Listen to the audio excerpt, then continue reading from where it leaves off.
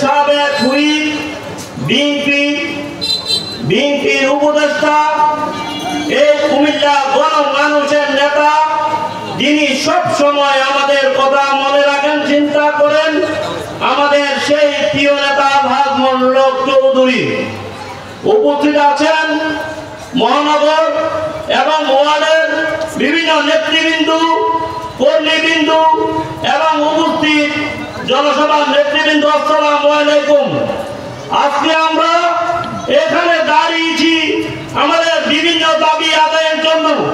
আমরা জানি আমাদের এই দক্ষিণের 9 ওয়ার্ড বিভিন্ন নির্বাচনে আমরা বিভিন্ন আসনের সাথে আমরা সম্পৃক্ততা ছিলাম।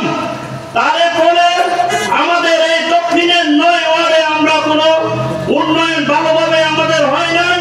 আমরা চাই আমাদের ভবিষ্যৎ নির্বাচনে আমরা যাতে এই মহানগরের 9টি ওয়ার্ড আমরা যাতে সাবেক কুমিল্লা 9 নির্বাচনী এলাকার সাথে সম্পৃক্ততা হয়ে আমরা যাতে নির্বাচনে অংশগ্রহণ করতে পারি।